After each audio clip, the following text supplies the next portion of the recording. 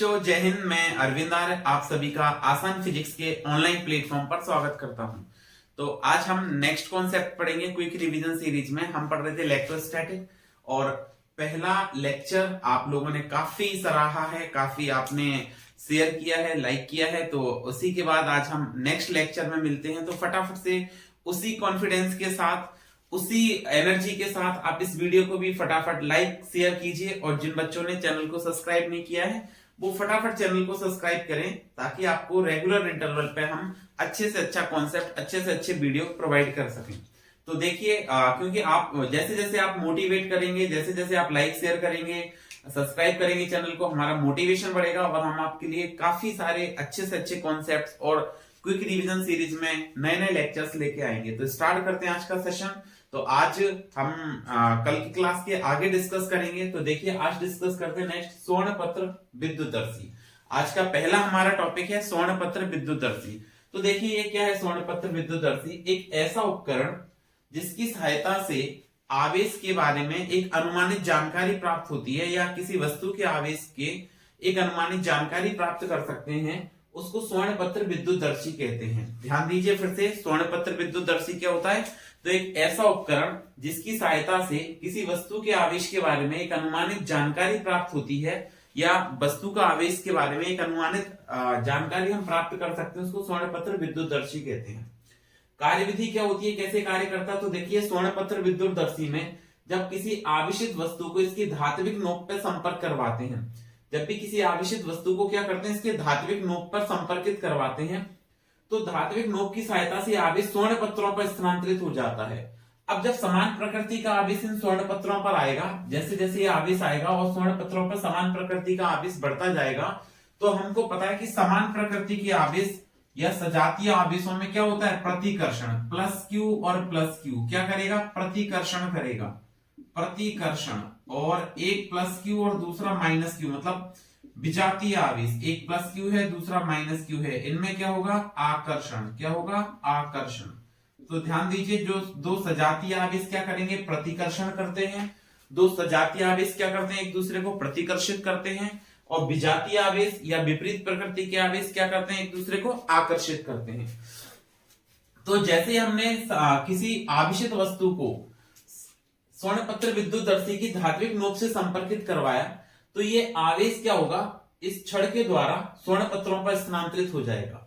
अब चूंकि स्वर्ण पत्र क्या है, स्वर्ण पत्रों पर समान प्रकृति का आवेश है, तो समान प्रकृति के आवेशों के कारण इसमें प्रतिकर्षण होता है और ये दूर की तरफ ऐसे फैलते जाते हैं। जैसे जैसे आवेश बढ़ता जाता है वैसे वैसे इनमें फैलाव बढ़ता जाता है।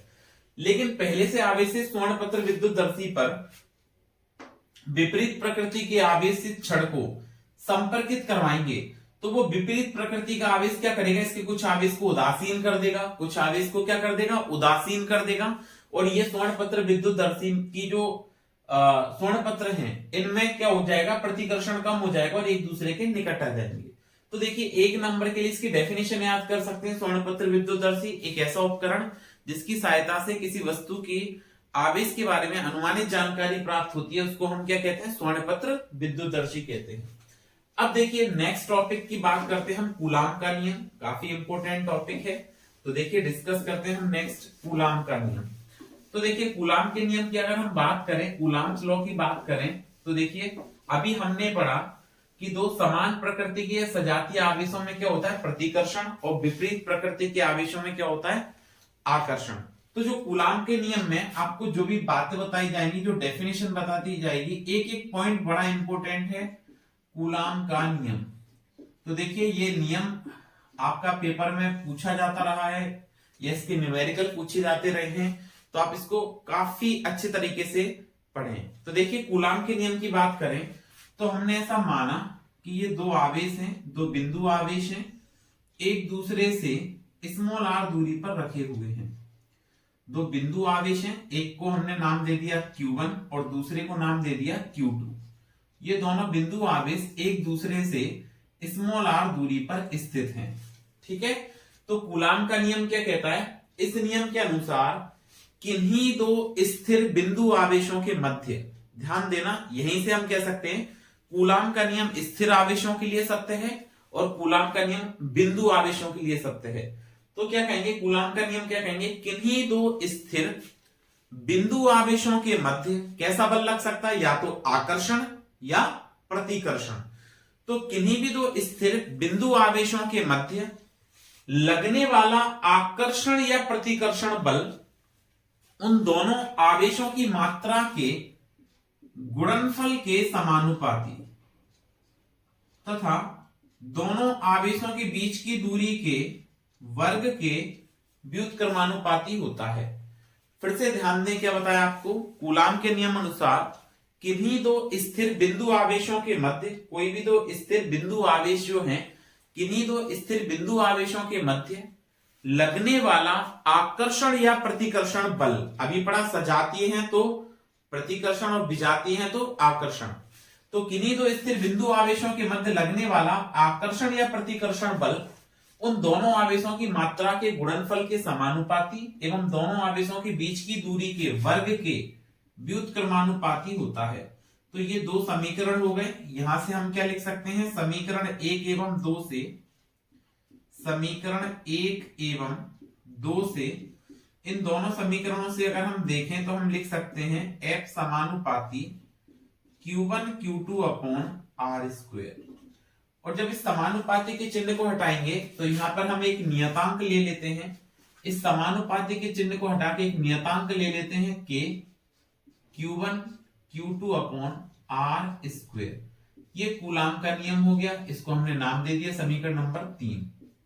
अब देखिए यहां पर K क्या है, एक समानुपाती स्थिरांक है जिसका मान अलग अलग मापन पद्धतियों में अलग अलग होता है। एक बार फिर से ध्यान दें, किन्हीं दो स्थिर बिंदु आवेशों के मध्य लगने वाला आकर्षण या प्रतिकर्षण बल उन दोनों आवेशों की मात्रा के गुणनफल के समानुपाती एवं बल का मान दोनों आवेशों के बीच की दूरी के वर्ग के व्युत्क्रमानुपाती होता है।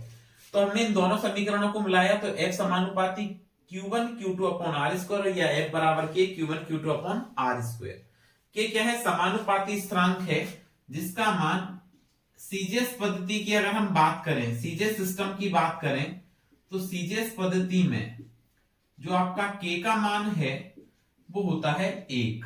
तब हम समीकरण 3 से K की जगह 1 लिखें तो F बराबर बनेगा Q1 Q2 upon R square. और हमको पता है सीजीएस में इकाई क्या होती है, बल्कि डाइन। क्या इकाई होती है, डाइन। लेकिन अगर हम यहाँ पे एसआई सिस्टम की बात करें तो देखिए एसआई पद्धति में किसकी बात कर रहे हैं, एसआई सिस्टम की बात कर रहे हैं, एसआई पद्धति की बात कर रहे हैं। एसआई पद्धति में जो K का मान है वो होता है 1/4 पाई एप्सिलॉन। क्या होता है K का मान, 1/4 पाई एप्सिलॉन। और जो हमारा एप्सिलॉन है ये होता है एप्सिलॉन नॉट एप्सिलॉन आर। ये जो टर्म है एक एक ध्यान से समझते जाइए क्योंकि इस पे क्वेश्चन आया हुआ है, मैं भी बताऊंगा। ये सारे टर्म एसआई पद्धति वाले सारे टर्म ध्यान से समझिए। K जो है वो होता है 1/4 पाई एप्सिलॉन और एप्सिलॉन होता है epsilon not epsilon R. Epsilon क्या होता है, एप्सिलॉन नॉट एप्सिलॉन आर। ये बात ध्यान दें। तो यहां से अगर हम देखें तो K का जो मान आएगा वो आएगा 1/4 pi epsilon not epsilon R. SI system में K का कंप्लीट मान जो होगा वो क्या होगा, 1/4 pi epsilon not epsilon R. ठीक है। अब देखिए इन टर्मों को ध्यान दीजिए कि ये टर्म है क्या क्या। तो सबसे पहले अगर हम बात करें कि यहाँ पे एप्सिलॉन जो है, एप्सिलॉन क्या है, तो एप्सिलॉन को कहते हैं निरपेक्ष विद्युतशीलता। ध्यान दें, एप्सिलॉन को यहाँ पे हम क्या कहते हैं, निरपेक्ष विद्युतशीलता। एप्सिलॉन हमारा कहलाता है निरपेक्ष विद्युतशीलता, निरपेक्ष विद्युतशीलता, निरपेक्ष विद्युतशीलता। और एप्सिलॉन विद्युतशीलता, और एप्सिलॉन आर को कहते हैं आपेक्षिक विद्युतशीलता। क्या कहते हैं एप्सिलॉन आर को, आपेक्षिक विद्युतशीलता या परावैद्युतांक। क्या कहते हैं हम इसको, आपेक्षिक विद्युतशीलता, आपेक्षिक विद्युतशीलता, आपेक्षिक विद्युतशीलता या परावैद्युतांक। क्या कहते हैं, या आपेक्षिक विद्युतशीलता या परावैद्युतांक, इसको कहते हैं हम परावैद्युतांक। ठीक है। अब ये परावैद्युतांक का जो मान है वो अलग अलग मापन पद्धतियों में अलग अलग होता है। अगर आप डिफरेंट डिफरेंट सिस्टम लेंगे, सॉरी, परावैद्युतांक का मान अलग अलग पदार्थ के लिए अलग अलग होता है। जैसे अगर वायु या निर्वात की बात करें तो इसका मान होता है 1। परावैद्युतांक का मान वायु या निर्वात के लिए कितना होता है? 1। लेकिन अगर शुद्ध धातु या चालक की बात करें तो इसका मान होता है अनंत। शुद्ध धातु या चालक की बात करें तो मान कितना होता है? अनंत। जैसे तांबे के लिए पूछ लूं तो एप्सिलॉन आर का मान आएगा अनंत। अगर आपसे एल्यूमिनियम के लिए पूछ लूं तो अनंत। सुचालक के लिए, मतलब किसी भी सुचालक धातुओं के लिए कितना होता है? अनंत होता है। फिर से ध्यान दें, एप्सिलॉन को क्या कहते हैं हम? निरपेक्ष विद्युतशीलता। एप्सिलॉन आर को क्या कहते हैं? आपेक्षिक विद्युतशीलता या परावैद्युतांक। इसका मान अलग अलग मापन पद्धतियों में अलग अलग होता है। वायु के लिए 1 और शुद्ध धातु या चालक के लिए कितना होता है? अनंत होता है। ये दोनों बातें ध्यान दें। अब देखिए आगे, तो समीकरण 3 से हमने देखा, समीकरण 3 से अगर हम इसको हल करें तो देखिए ये बनेगा आपका F बराबर 1/4 pi epsilon not epsilon R. मतलब समीकरण 3 में हमने k का मान रखा। समीकरण 3 में क्या किया? k का मान रखा, तो क्या बना? 1/4 pi epsilon not epsilon r और into Q1 Q2 upon are square. ध्यान दें, ये बल कब आएगा? जब कोई माध्यम हो हमारे पास। कब आएगा ये वाला बल? जब कोई माध्यम हो। आवेश कहां रखे हो? किसी माध्यम में रखे हो। लेकिन अगर माध्यम ना हो तो क्या करें? वायु या निर्वात की बात करें, केवल वायु या निर्वात के लिए। कहां बात कर रहे हैं? वायु या निर्वात के लिए। वायु या निर्वात के लिए जो एप्सिलॉन आर है वो कितना बताया मैंने? 1। वायु या निर्वात के लिए एप्सिलॉन आर का मान कितना बताया? 1। और अगर वायु या निर्वात के लिए आपका एप्सिलॉन आर 1 होगा तो यहां पर देखिए आप 1 रखिए, इसमें 1 रखिए। तो देखिए वायु या निर्वात में ये जो फॉर्मूला बनेगा आपके पास वो क्या हो जाएगा? देखिए वायु या निर्वात में अगर हम देखें तो वायु या निर्वात के लिए जो फॉर्मूला बनेगा वो बनेगा आपका F वायु, वो बनेगा 1/4 pi epsilon not into Q1 Q2 upon are square. क्या बना? 1/4 pi epsilon not Q1 Q2 upon are square. ये कहां बना? वायु या निर्वात में। और ये कहां है? किसी माध्यम में। अब ध्यान दीजिए, जो 1/4 पाई एप्सिलॉन नॉट है इसका आंकिक मान होता है 9 गुणा 10 की घात 9। 1/4 पाई एप्सिलॉन नॉट है, इसका मान क्या होता है?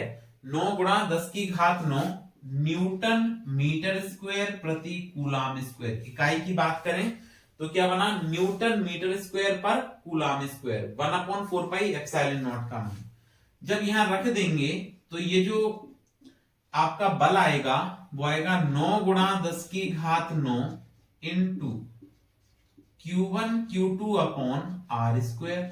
तो ध्यान दीजिए, ऐसा ही सिस्टम में जो बल पढ़ा है हमने, एक तो ये फॉर्मूला पढ़ा है, एक ये फॉर्मूला पढ़ा है और एक ये फॉर्मूला पढ़ा है। इनको बड़े ध्यान से समझें। अब देखिए, इसमें मैंने एप्सिलॉन बता दिया था, एप्सिलॉन आर बता दिया था। अब बात करते हैं एप्सिलॉन नॉट क्या है। तो एप्सिलॉन नॉट को कहते हैं वायु या निर्वात की विद्युतशीलता। क्या कहते हैं? वायु या निर्वात की विद्युतशीलता। वायु या निर्वात की विद्युतशीलता, ठीक है, विद्युतशीलता। और इसका जो मान है एप्सिलॉन नॉट को कहते हैं वायु या निर्वात की विद्युतशीलता, तथा इसका जो मान है वो होता है 8.85। कितना होता है? 8.85 इंटू 10⁻⁻12। और अगर आप और एग्जैक्ट लिखेंगे तो 8.854 10⁻⁻12। इकाई की बात करें अगर हम तो इसकी इकाई बनेगी coulomb square upon newton metre square. क्या इकाई बनेगी? Coulomb square upon newton metre square. ठीक है, ये इसकी इकाई आ जाएगी। ये बात आपको समझ आती है? ठीक है, देखिए एप्सिलॉन नॉट को इधर भेज दीजिए तो बल अपॉन में आ जाएगा, तो coulomb square upon newton metre square, ये इसकी इकाई हो गई। अब ध्यान दीजिए, ये एप्सिलॉन नॉट को हमने लिख दिया, इसकी इकाई लिख दी एप्सिलॉन नॉट की। अब इसकी कई बार इसकी विमा पूछ ली गई है एप्सिलॉन नॉट। ये आपका 1 नंबर के क्वेश्चन में ऑब्जेक्टिव टाइप क्वेश्चन के लिए इंपॉर्टेंट टर्म है एप्सिलॉन नॉट। तो इसको कहते हैं वायु या निर्वात की विद्युतशीलता। अगर मैं इसकी इकाई लिखूं एप्सिलॉन नॉट की, तो देखिए यहां से इकाई क्या बनेगी, इसकी एप्सिलॉन नॉट की इकाई क्या बनेगी। तो इसकी देखिए इकाई लिखें अगर हम, तो हमने बल का सूत्र पढ़ा है F बराबर 1/4 pi epsilon not into Q1 Q2 upon R square. ठीक है, अब देखिए इसको इधर भेजा एप्सिलॉन नॉट को, ये इकाई हमने लिखी कैसे, तो एप्सिलॉन नॉट को इधर भेज दिया बल की जगह, तो F को अपॉन में आ जाना चाहिए। तो हम लिखेंगे 1/4 पाई F into Q1 Q2 upon R square. ठीक है, अब यहां से देखिए इकाई आपको समझ आ रही होगी। देखिए इसको हमने क्या लिखा, कूलाम इंटू कूलाम। आवेश को क्या लिखेंगे, coulomb into coulomb, coulomb square. 4 पाई की कोई इकाई नहीं होती, बल्कि क्या होगी न्यूटन, और दूरी की क्या होगी मीटर स्क्वायर। ये इसकी इकाई बन गई। अगर हम इसकी विमा बनाते हैं, यहाँ पे एप्सिलॉन नॉट की विमा बनाएं, तो देखिए विमा क्या बनेगी, इसकी विमा देख लेते हैं एक बार। एप्सिलॉन नॉट की जो विमा बनेगी वो है 1/4 पाई F और Q1 Q2 upon R square. ठीक है, तो इसकी विमा भी इंपोर्टेंट है, ध्यान दें। 1/4 पाई की कोई विमा नहीं बनेगी, 4 पाई की कोई विमा नहीं बनेगी, तो बल की विमा क्या होती है mLT-2। आवेश की क्या होती है AT, और दूसरे आवेश की भी क्या होती है AT divided by L square. ये बात क्लियर है। तो देखिए आपने यहाँ पे यहां लिख देता हूं मैं, एप्सिलॉन नॉट की बात कर रहे थे हम। इस A और A का गुणा होगा तो ये आ जाएगा आपके पास क्या A स्क्वायर T स्क्वायर। क्या आ जाएगा आपके पास में A स्क्वायर T स्क्वायर। पर देखिए इसकी गुणा करेंगे तो ये आ जाएगा आपके पास M L cube T-2। M L square और L का गुणा L क्यूब T-2। तो एप्सिलॉन नॉट क्या बन गया आपके पास M-1, L ऊपर गया तो L-3 T की पावर 4 A स्क्वायर। ये इसकी विमा। तो एप्सिलॉन नॉट इंपोर्टेंट टर्म है, एप्सिलॉन R इंपोर्टेंट टर्म है, एप्सिलॉन भी इंपोर्टेंट टर्म है। इनको ध्यान से देखें और इनको लिख लें। ठीक है, अब देखिए एप्सिलॉन R के बारे में क्या पूछा गया, ये हमने कूलाम का नियम डिस्कस किया। इसमें क्वेश्चंस क्या क्या पूछे गए हैं पुराने ईयर्स में, उनकी बात करेंगे। तो देखिए सबसे पहले क्या पूछा था, वायु का परावैद्युतांक सामर्थ्य कितना होता है। एक क्वेश्चन ये पूछा गया है, और ये क्वेश्चन कब पूछा गया है 2013 सप्लीमेंट्री में पूछा गया है। क्या पूछा था, वायु का परावैद्युतांक सामर्थ्य। ये नहीं पूछा वायु निर्वात या विद्युतशीलता नहीं पूछी थी, क्या पूछा था वायु का परावैद्युतांक सामर्थ्य, मतलब वायु की परावैद्युतांक क्षमता कितनी होती है। ठीक है, तो देखिए अपन लिख लेते हैं पहले इसको। वायु का ये नोट कर लिया आपने। तो देखिए क्वेश्चन क्या पूछा, वायु का परावैद्युतांक सामर्थ्य पूछा था। किसमें पूछा, वायु का परावैद्युतांक सामर्थ्य कब पूछा गया था, तो 2013 सप्लीमेंट्री में पूछा। 2013 का सप्लीमेंट्री जो एग्जाम हुआ था RBSc का, उसमें पूछा। क्या पूछा था, वायु का परावैद्युतांक, वायु का परावैद्युतांक सामर्थ्य,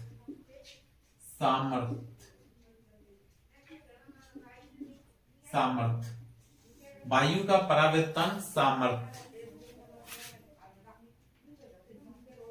वायु का परावैद्युतांक सामर्थ्य, वायु का परावैद्युतांक सामर्थ्य पूछा था। तो इसका मान होता है 3 × 10⁶ वोल्ट प्रति मीटर। ये पूछा गया था 2013 सप्लीमेंट्री में। वायु का परावैद्युतांक सामर्थ्य पूछ लिया, तो इसका मान कितना होता है 3 × 10⁶ वोल्ट पर मीटर। एक क्वेश्चन ये पूछा गया है। दूसरा क्वेश्चन देखिए क्या पूछा गया है इससे। दूसरा क्वेश्चन आपसे ये पूछा गया है कि परावैद्युतांक की परिभाषा बतलाइए। ये मेन 2020 में पूछा गया है। RBSc का मेन एग्जाम लगा जो, मेन एग्जाम 2020 का, उसमें क्या पूछा RBSc, उसमें क्या पूछा आपसे पूछा परावैद्युतांक की परिभाषा लिखिए, परावैद्युतांक को परिभाषित कीजिए। क्या पूछा, पराविद्युतांक को परिभाषित कीजिए तथा इसकी इकाई लिखिए। ये 2020 का क्वेश्चन था। अब देखिए पराविद्युतांक को हमको लिखना है, परिभाषा लिखनी है, तो कैसे लिखें? तो पहले मैं आपको ये बताऊंगा कि पराविद्युतांक कैसे आएगा परिभाषा। तो देखिए ये वाला जो फॉर्मूला है इसका भाग लगाया हमने एफ ए, इसका किस में भाग लगाया? माध्यम वाले से भाग लगाया, एफ एम से भाग लगाया, F A upon F M. इसका मतलब पहले आपको क्या लिखना चाहिए? एफ ए लिखना चाहिए। तो एफ ए कितना है? 1/4 पाई एप्सिलॉन नॉट है into Q1 Q2 upon are square, बिल्कुल सही है, डिवाइडेड बाय, ये हमने पूरा कंप्लीट लिख दिया इसको, डिवाइडेड बाय माध्यम में लिखेंगे तो 1/4 pi epsilon not epsilon R into Q1 Q2 divided by R square. ये बात क्लियर हुई आपको? ठीक है, अच्छा जी। अब ध्यान दीजिए, तो इसके बाद अगर हमने इसका डिवाइड लगाया तो फाइनली आपको क्या मिल रहा है? फाइनली क्या कैलकुलेट करके हम क्या फाइनल आंसर क्या आएगा हमारे पास में, इसका ध्यान दें और वीडियो को साथ साथ में लाइक शेयर करते जाएं वीडियो को। तो देखिए क्या आएगा यहाँ पे, Q1 Q2 upon are square से Q1 Q2 upon are square cancel हो जाएगा। अब ये क्या आया? वायु में बल बटे माध्यम में बल बराबर 1/4 पाई एप्सिलॉन नॉट, और ये ऊपर जाएगा तो हम क्या लिख पाएंगे? 4 pi epsilon not epsilon R बटे 1। 4 पाई एप्सिलॉन नॉट से आपका 4 पाई एप्सिलॉन नॉट कैंसिल हो गया।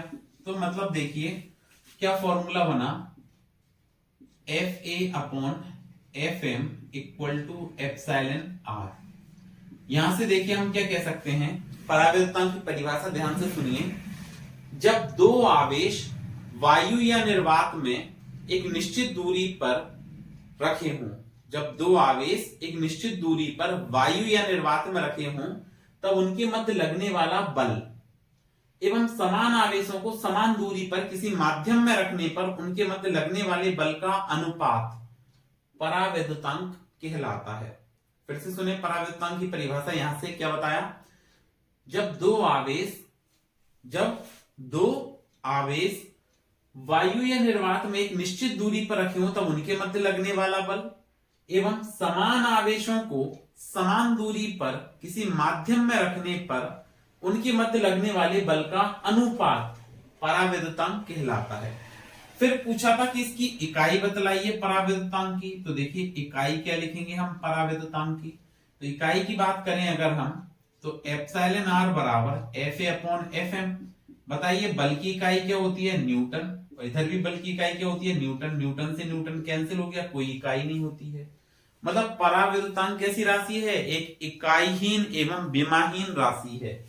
पराविद्युतांक कैसी राशि है? एक इकाईहीन एवं विमाहीन राशि है। तो ये बात समझ में आई। तो क्या क्या बात आपको पराविद्युतांक सामर्थ्य पूछा था, मेंस में पराविद्युतांक की परिभाषा पूछी गई है कि पराविद्युतांक कहते किसे हैं, इसकी इकाई पूछी गई है। एप्सिलॉन नॉट का मान, आंकिक मान कितना होता है, इकाई क्या होती है, विमा क्या होती है, और कूलाम का नियम काफी इंपोर्टेंट टॉपिक में से हैं। इनको आपको अच्छे से पढ़ना है, इनको सारे टॉपिक्स को। तो देखिए अब हम आगे डिस्कशन करते हैं इसका। इसके बाद इससे क्या पूछा जाता है, एक इकाई आवेश की परिभाषा पूछ सकते हैं आपसे। क्या पूछ सकते हैं? एक कूलाम आवेश को एसआई सिस्टम में आपको परिभाषित करना है। क्या पूछेंगे? एक कूलाम आवेश को की एसआई परिभाषा। ये भी इंपोर्टेंट टर्म में से है, एक कूलाम की एसआई परिभाषा। तो देखिए एक कूलाम की अगर हम एसआई परिभाषा लिखें, एक कूलाम की परिभाषा, एक कूलाम की एसआई परिभाषा। एसआई सिस्टम में एक कूलाम की परिभाषा आपको लिखनी है।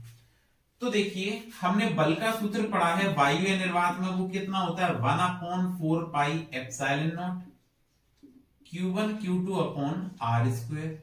ये बल का फॉर्मूला है। अब देखिए अगर बल को सॉल्व करते हैं तो ये आएगा 9। यदि हम ऐसे कह दें, कंडीशन लगा दें कि यदि Q1 बराबर Q2 बराबर 1, सॉरी Q1 बराबर Q2 बराबर Q, ऐसा हमने माना, और R कितना है 1 मीटर है, तथा F का मान जो है वो 9 गुणा 10 की घात 9 न्यूटन है। F का मान कितना है 9 गुणा 10 की घात 9 न्यूटन। ऐसा क्यों माना? क्योंकि एक आवेश लाना है, इसका मान 9 गुणा 10 की घात 9 होना चाहिए। तो F का मान रखते हैं यहाँ पे 9 गुणा 10 की घात 9, बिल्कुल। 1/4 पाई एप्सिलॉन नॉट का मान 9 गुणा 10 की घात 9, बिल्कुल। आवेश दोनों सेम है तो Q इंटू क्यू बटे R स्क्वायर का मान 1 का स्क्वायर। अब बात समझ में आई, 9 गुणा 10 की घात 9 बल क्यों माना? क्योंकि इससे ये कैंसिल हो जाएगा, जिससे हमें इकाई आवेश मिल जाएगा। तो Q स्क्वायर का मान कितना 1, Q का रूट सॉल्व करेंगे तो Q बराबर √1, मतलब ये 1 कूलाम आ गया। तो इकाई आवेश की परिभाषा देते कैसे हैं, देखें। जब दो आवेश परिमाण एवं प्रकृति में समान, एक दूसरे वायु या निर्वात में एक दूसरे से 1 मीटर की दूरी पर स्थित हो। क्या कहेंगे? जब दो आवेश परिमाण एवं प्रकृति में समान, वायु या निर्वात में एक दूसरे से 1 मीटर की दूरी पर स्थित हो, तथा वो एक दूसरे को 9 गुणा 10 की घात 9 न्यूटन के बल से प्रतिकर्षित करें, एक दूसरे को 9 गुणा 10 की घात 9 न्यूटन के बल से प्रतिकर्षित करें, तब प्रत्येक आवेश का मान 1 कूलाम कहलाता है। तो 1 कूलाम आवेश की परिभाषा आपको ऐसे लिखनी है, अगर ऐसा ही सिस्टम में पूछी गई है तो।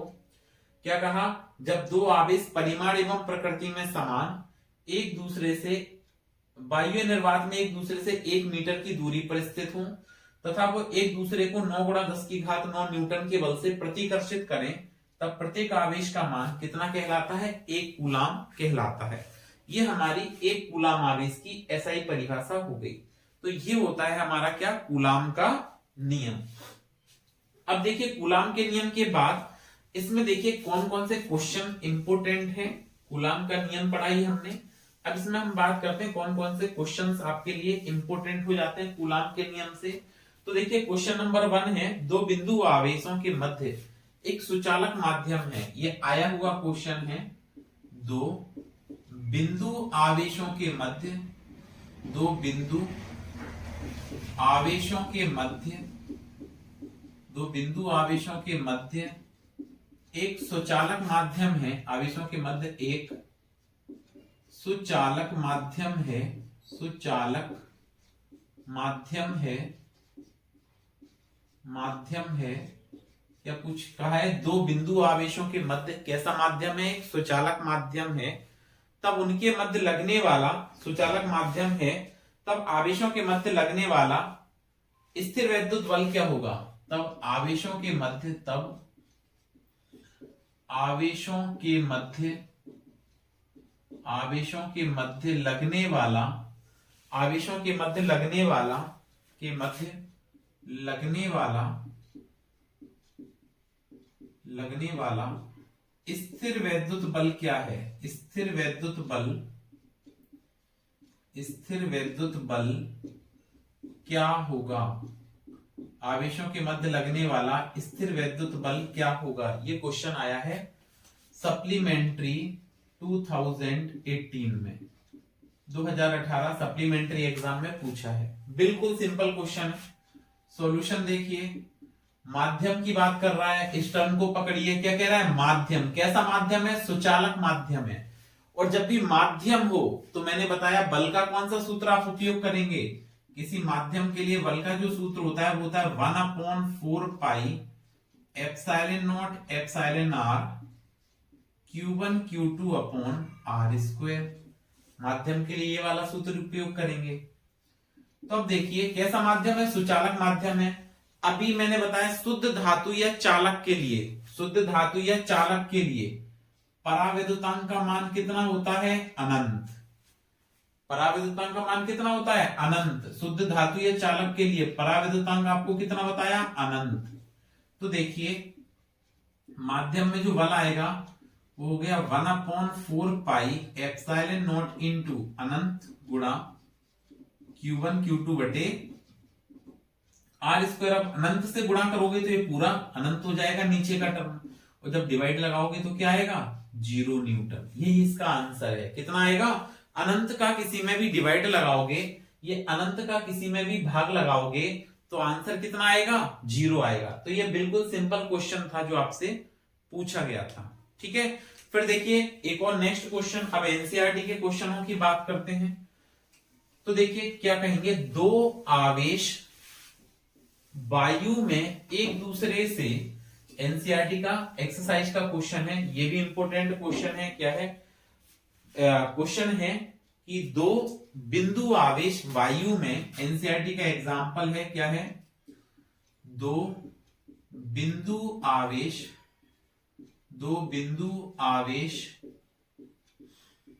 वायु में, टर्म पकड़िए, वायु में मतलब एप्सिलॉन आर कितना हो गया 1 हो गया। दो बिंदु आवेश वायु में एक दूसरे से, वायु में एक दूसरे से 30 सेंटीमीटर की दूरी पर, दो बिंदु आवेश एक दूसरे से वायु में एक दूसरे से 30 सेंटीमीटर की दूरी पर स्थित हैं, 30 सेंटीमीटर की दूरी पर स्थित हैं, एवं आवेशों का परिमाण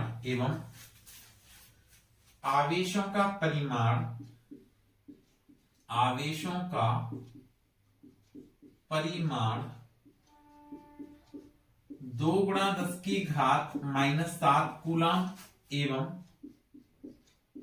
3 गुणा 10 की घात -7 कूलम है, तब उनके मध्य लगने वाला,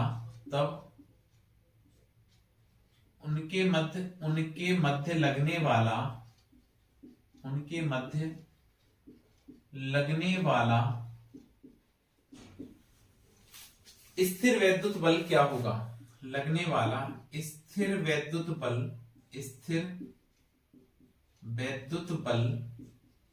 उनके मध्य लगने वाला स्थिर वैद्युत बल क्या होगा। ठीक है, ये क्वेश्चन पूछा है। अब देखिए सिंपल सा क्वेश्चन है, इसमें सबसे पहले वायु है तो समझ जाओ कौन सा फॉर्मूला लगाना है, अभी मैंने आपको समझाया। आवेश R का मान दिया गया है, कितना है R 30 सेंटीमीटर। तो सबसे पहले एक चीज समझो, क्वेश्चन जब भी सॉल्व करेंगे तो ऐसा ही सिस्टम में सॉल्व करते हैं, और सेंटीमीटर को आपको किसमें बदलना होगा, मीटर में बदलना होगा। तो हम देखिए 30 सेंटीमीटर को क्या लिख सकते हैं, 30 गुणा 10 की घात -2 मीटर। आवेश की मात्रा कितनी है, तो Q1 आवेश कितना है 2 गुणा 10 की घात -7 कूलम, और अगला आवेश Q2 कितना है 3 गुणा 10 की घात -7 कूलम। बल का सूत्र बताना है तो देखो वायु की बात कर रहे हैं तो केवल इतने ही उपयोग करेंगे, 1/4 pi epsilon not Q1 Q2 upon R square. ये बल का फॉर्मूला हो गया। बस अब आप इसमें मान रखिए और सिंप्लीफाई कर लीजिए, आंसर आ जाएगा। तो देखिए मान रखेंगे तो F बराबर 1/4 पाई एप्सिलॉन नॉट होता है 9 गुणा 10 की घात 9। Q1 कितना है 2 गुणा 10 की घात -7 कूलम, और Q2 कितना है 3 गुणा 10 की घात -7 coulomb, divided by upon R कितना है 30 गुणा 10 की घात -2 इसका होल स्क्वायर।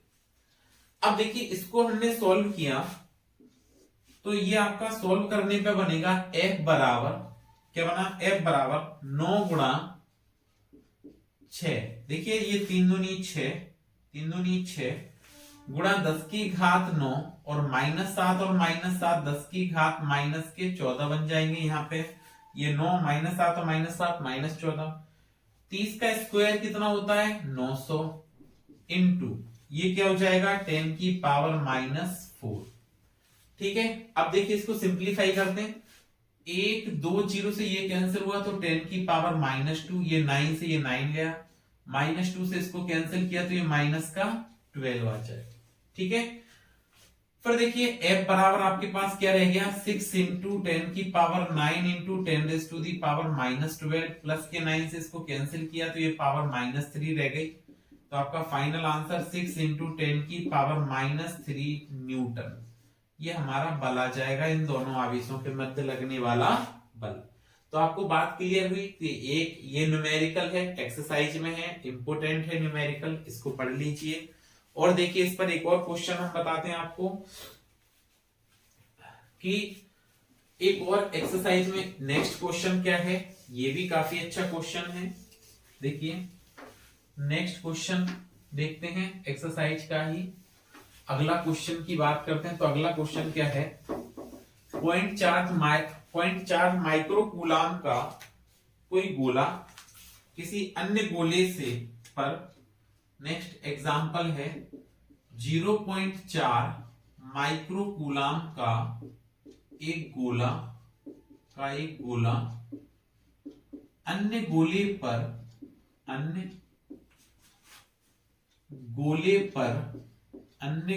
पर 0.2 न्यूटन का बल, न्यूटन का स्थिर वैद्युत बल, न्यूटन का स्थिर वैद्युत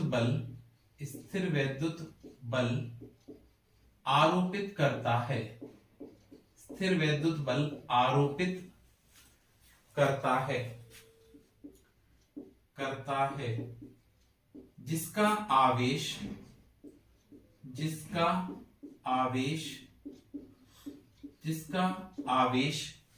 0.8 माइक्रोकूलाम है। तब पहला, दोनों आवेशों के बीच की दूरी क्या होगी, दोनों आवेशों के मध्य दूरी क्या होगी, ठीक है, दोनों आवेशों के मध्य दूरी क्या होगी। और दूसरा क्वेश्चन क्या है, 0.8 माइक्रोकूलाम का गोला पहले गोले पर कितना बल लगाएगा, पहले गोले पर कितना बल लगाएगा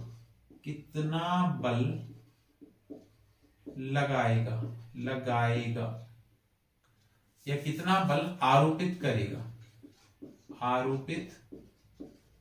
करेगा, ये अगला क्वेश्चन है। ठीक है, तो देखिए ये भी सिंपल है, समझ लीजिए इसको, बिल्कुल सिंपल क्वेश्चन है। पूछा है 0.4 माइक्रोकूलाम का एक गोला, तो मतलब आपको Q1 गिवन है, वो कितना है 0.4 माइक्रोकूलाम। सबसे पहले माइक्रोकूलाम को कूलाम में बदलिए, तो 0.4 इंटू माइक्रोकूलाम को कूलाम में बदलेंगे तो -6। दूसरा Q2 की बात करें तो Q2 कितना है आपके पास 0.8 माइक्रोकूलाम, इसको कन्वर्ट करिए तो यह आ जाएगा 0.8 इंटू 10⁻⁻6 कूलाम। ये बात क्लियर हुई। अब देखिए दूरी कितनी है इनके बीच में, तो दूरी आपको ज्ञात करनी है। बल कितना आरोपित कर रहा है, तो बल आरोपित कर रहा है 0.2 न्यूटन, 0.2 न्यूटन। तो देखिए फटाफट से इसमें सूत्र लगाइए। ये जब तक माध्यम ना कहा जाए तो हम ऐसा मानते हैं कि वायु निर्वात है, तो वायु निर्वात में जो बल होता है वो होता है 1/4πε0 Q1 Q2 अपॉन R²। ये बल का फॉर्मूला होता है, क्या होता है 1/4πε0 Q1 Q2 अपॉन R²। बल कितना है 0.2 न्यूटन है, बल कितना है 0.2 है। 1/4πε0 कितना है 9 × 10⁹ इंटू, बताएं Q1 कितना है आपके पास में, तो Q1 है हमारे पास 0.4 इंटू 10⁻⁻6 इंटू, ये Q1 आ गया। Q2 कितना है, तो Q2 है हमारे पास 0.8 इंटू 10⁻⁻6, ये Q2 आ गया, अपॉन R²। तो R कितना है, यही तो कैलकुलेट करना है हमको। ये बात क्लियर हुई। अच्छा देखिए ये दशमलव और ये दशमलव हटाया हमने, तो नीचे कितना हो गया 100, और यहां से ये दशमलव हटाया तो इधर कितना हो गया 10। इस जीरो से ये वाला जीरो कट गया। ये बात क्लियर है। R² को इधर भेजा तो ये हो जाएगा R² बराबर 9 × 10⁹ ठीक है। इधर कितना आ जाएगा 4 × 8 × 10⁻12 बटे 2। ये बात क्लियर है। अच्छा, अब हमने इसको सॉल्व किया तो देखिए सॉल्व करने पे ये 2 बार कैंसिल हो गया। इसको सॉल्व किया तो ये 9 था और ये माइनस का 12 था, तो ये माइनस का 3 रह गया। ये बात क्लियर हुई। फिर से ध्यान दें, देखिए ये 2 इसको अपॉन में भेजा, एक ये 10 था हमारे पास यहाँ पे, इसको तो लिख लिया इसको, ठीक है। ये 2 को बटे में भेजा, ये पूरा टर्म ऐसे ही, ये 8 ये 4 और 10 की घात -6 और -6 माइनस के 12 और ये नीचे अपॉन में 2 आ गया इंटू 10। अब देखिए ये हमने r इक्वल टू रूट लगा दिया इस पे। एक तो है आपके पास 9 गुणा 8 दूनी 16 और ये 4 एक ऊपर जाएगा तो 10 की घात -4। ये बात क्लियर है। 9 का रूट कितना होता है 3, 16 का कितना होता है 4 और 16 का कितना है 4 और 10 की घात -4 को हल करेंगे तो 10 की घात -2, मतलब r कितना आ गया 12 गुणा 10 की घात -2 मीटर या 12 सेंटीमीटर। तो देखिए ये भी अच्छा क्वेश्चन था, आपको ये एग्जाम के लिए पढ़ लेना चाहिए। तो ये हमारा हुआ कूलाम का नियम। नेक्स्ट क्लास में हम विद्युत क्षेत्र और कूलाम के नियम का एक सदिश रूप, उस पर कुछ क्वेश्चंस देखते हैं। तो मिलते हैं नेक्स्ट क्लास में, तब तक पढ़ते रहिए, सुरक्षित रहिए।